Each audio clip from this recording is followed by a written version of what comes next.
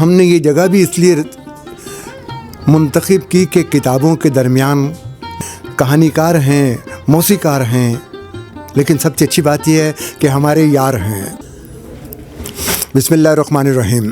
میں خالد مجید اور آپ دیکھ رہے ہیں اسپیڈ نیوز۔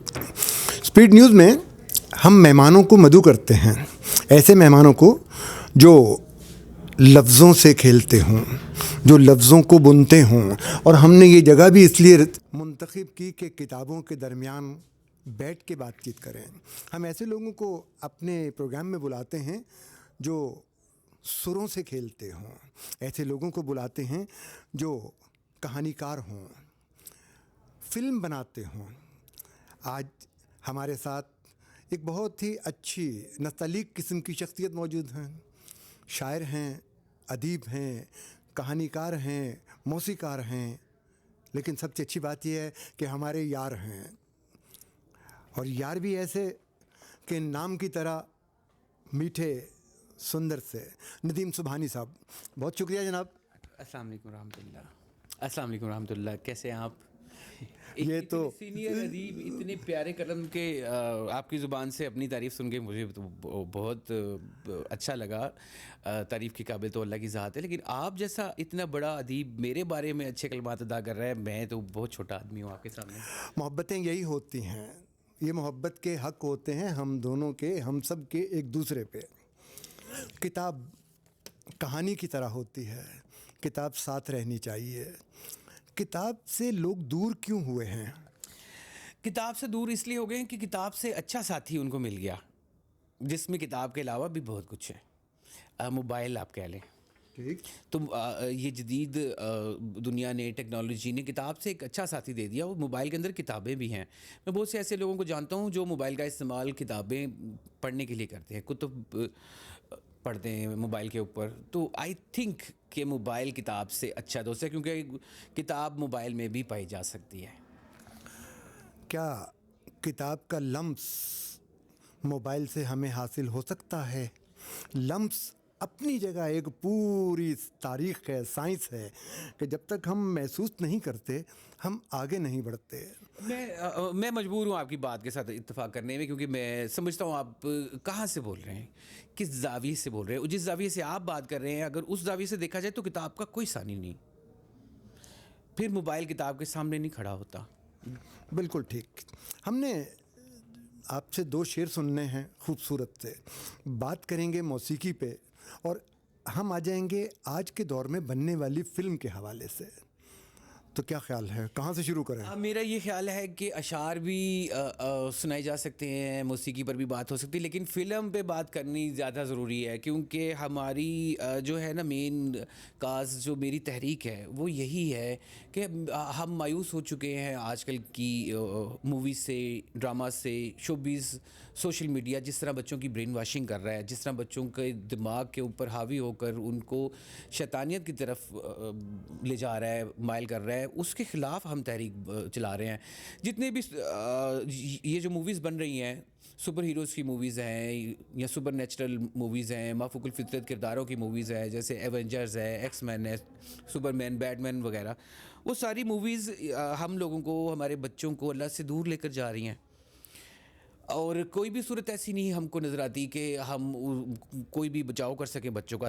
میں ایک مووی بنانے کے لیے سرگردہ ہوں، اور اس مووی کی کہانی بھی ایسی ہی ہے کہ جس میں مافوق الفطرت کردار ہے۔ وہ ہمیں یہ سکھائیں گے، جانے جانے میں ہمارے بچوں کے ذہن میں یہ بات جائے گی کہ اللہ تعالیٰ ہے، کائنات بنانے والی ذات ایک ہی ہے، وہ اکیلا ہے، اس کا کوئی ثانی نہیں ہے۔ اگر اس نے ہمیں یہاں پر اکیلے بٹھا رکھا ہے، ہمیں آزادی دے رکھی ہے، وہ دنیا میں عمل دخل نہیں کرتا، تو اس کے پیچھے اس کی بہت بڑی حکمت ہے۔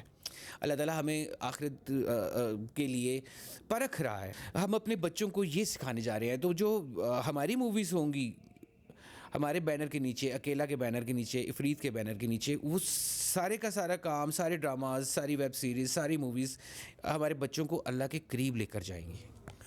کیا لکھنے والے کو ہم مبلغ کہہ سکتے ہیں؟ جی بالکل کہہ سکتے ہیں، سب سے بڑا لکھنے والا اللہ کی ذات ہے۔ میں شاعری کروں، میں افسانہ لکھوں، میں کہانی لکھوں، کہیں نہ کہیں انسانیت اس میں ضرور ہے۔ میں لکھنے پہ آؤں تو اس میں شیطانیت بھی لکھتا ہوں، میں لکھنے پہ آؤں. میں سے مراد not only Khalid Majid, all over the world, ہر لکھنے والا جس کے پاس قلم ہے. اب کہاں پہ آ کے انسانیت اور شیطانیت کو الگ کر کے مووی میں کریکٹرائزیشن کریں گے؟ دیکھیں, یہ بہت آپ نے وزنی سوال پوچھا ہے.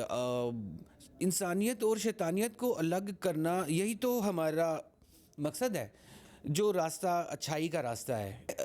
یہ بہت باریک چیز ہے. جانے انجانے میں ہم جو حرکتیں دیکھتے ہیں میڈیا میں, ٹی وی پر, وہ ہمارے اندر سے شیطانیت کو اکساتی ہے. ہر انسان کے اندر اچھائی کا مادہ بھی ہوتا ہے, برائی کا مادہ بھی ہوتا ہے. دیکھنا یہ کہ ہم اپنے بچوں کو کون سی چیز کی طرف مائل کرتے ہیں.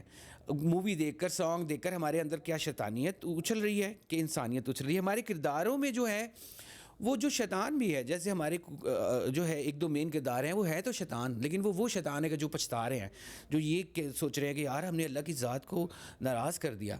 اور وہ جو ہمارا خالق ہے, اگر ایک کیا سارے سجدے ہی اس کے ہیں, تو وہ تمہارا مالک ہے, ہم اس کے بندے ہیں, تو اسی کے لیے ہمارا سجدہ ہونا چاہیے. تو وہ پھر اپنی آخرت بچانے کے لیے ایسی جد و جہد شیطان شروع کرتے ہیں کہ کسی طرح اپنے مالک کو راضی کر لیں, کسی طرح انسان کو بچا لیں. تو ہمارے کرداروں میں ایسا ہی ہے, ہم ایسے ایلیمنٹ پیدا کریں گے کہ انسانیت, اچھی انسانیت کا درس دیں اپنے بچوں کو, جو بھی دیکھنے والا سننے والا ہے. جیسے وہ لوگ شیطانی قوتیں اپنے پروگرامز کے ذریعے جانے انجانے میں ہمارے بچوں میں, ہمارے ذہن میں شیطانیت بھرتے ہیں, گناہ کا احساس ہوتا ہے. آپ دیکھیں بہت ساری جو ایسے ڈراماز ہیں, پلیز ہیں, جن میں کہ وہ جیسے جوکر ہے, جیسے ہمارے پاکستانی کچھ ایک دو ڈراماز ہیں, انہوں نے ان میں بتا دیا کہ اگر یہ سکھا رہے ہیں کہ اگر آپ کا کوئی بوڑھا ماں باپ ہے یا کسی بیمار کی آپ عیادت کر رہے ہیں, تو آپ اسے فارغ کرو, قتل کرو اور اپنی زندگی آزادی سے گزارو. وہ تو بستر پر ہے, وہ تو اس کی زندگی میں بہتری نہیں ہو سکتی, بٹ وہ آپ کی زندگی کے لیے برڈن ہے, وہ آپ کی زندگی آپ کی مرضی سے گزارنے میں رکاوٹ ہے. ہم نے بہت ساری موویز, بہت سارے ڈراماز ایسے دیکھے جن میں کہ یہ بھی سبق دیا جا رہا ہے کہ بچے اپنی فیملی کو ہی بوجھ سمجھنا شروع کر دیتے ہیں, جس کا نتیجہ ہم دیکھتے ہیں. بہت سارے ایسے واقعات دنیا میں پائے جائے گا, صرف پاکستان میں نہیں, مغربی دنیا میں تو یہ بہت زیادہ عام ہے. اچھا, مغربی دنیا کو تو ہم ڈسکس ہی نہیں کرتے ہیں, ہم صرف اپنے مشرق کو, اور مشرق میں بھی ہم سب سے زیادہ پاکستان کو ڈسکس کر لیتے ہیں. مشرق میں بھی یہ چیز ہو رہی ہے کہ لوگ اپنے بچوں کو, بچے اپنے والدین کو قتل کریں. آپ ایسے بہت سارے واقعات ہوئے, دیکھ لیا, بالکل دیکھ رہے ہیں. میرا کہنے کا مقصد, یہ جو بات کرنا چاہ رہا تھا وہ یہ تھی, ہم پاکستان کی بات کرتے ہیں کہ پاکستان میں اب جو ڈراماز چل رہے ہیں اس میں ایک ٹرائکا عجیب سا بن گیا ہے. کیا ہمارا جو اکیلا کا پلیٹ فارم ہے وہ اس ٹرائکا سے اپنے آپ کو باہر نکالے گا کہ جی ساس بہو نند فلانا فلانا فلانا؟ دیکھیں, فلم جو بھی ہوگی, جیسی بھی ہوگی, وہ آرٹ مووی بھی ہوگی, تو بھی اس میں کریکٹر جو ہوں گے انہوں نے بھرپور قسم کا ایک کردار ادا کرنا ہے. میں بالکل, آپ نے بہت اچھی بات کی. دیکھیں, اس ٹرائکا کا تو ہماری کہانی سے کوئی لینا دینا ہی نہیں ہے. ہماری کہانی میں بھی بہت اچھے کردار ہوں گے. میں آپ کو اپنی کہانی کا پلاٹ بتا دیتا ہوں, آپ کو خود ہی آئیڈیا ہو جائے گا. Far beyond the time and space there is a land, ایک ایسی زمین ہے جہاں پر شیاطین نے اللہ کی دوسری مخلوقات کو مغلوب کیا ہوا ہے, جھوٹے خدا بن کر بیٹھے ہوئے ہیں. ایک بادشاہ ہے جو ہزاروں سالوں سے زندہ ہے, اس کی ساتھ ایک شیطان ہے جو اس کی ملکہ کے طور پر رہ رہی ہے, لیکن کسی کو بھی نہیں پتا. اور وہ کیونکہ وہ ہزاروں سالوں سے زندہ ہے, وہ اپنی ساری عوام کے لیے خدا بن کے اپنی عبادت کروا رہے ہیں.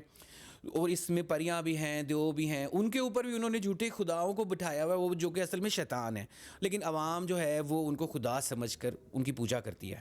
ایسی صورت میں اچھائی کی طاقتیں, وہ بھی بیسکلی تو اسی گروہ کا حصہ تھے جن کو اللہ تعالیٰ نے بے دخل کر دیا تھا, لیکن وہ اپنی آخرت بچانا چاہتے ہیں. وہ اللہ تعالیٰ کا جو ہے اللہ تعالیٰ کی رضا جیتنا چاہتے ہیں. وہ اچھائی کی طاقت اس دنیا میں آتی ہے, پھر وہ ایسے اقدامات کرتی ہے کہ وہ لوگوں کو خدا کی پہچان دیتی ہے, بتاتی ہے کہ ایک خدا ہے اور خدا کی کیا خصوصیات ہیں, اور آپ کو کیوں دوسرے کسی اور طاقت کو خدا نہیں ماننا, اور نہ اس کی پوجا کرنی ہے, نہ اسے دعا کرنی ہے, نہ اس کی عبادت کرنی ہے.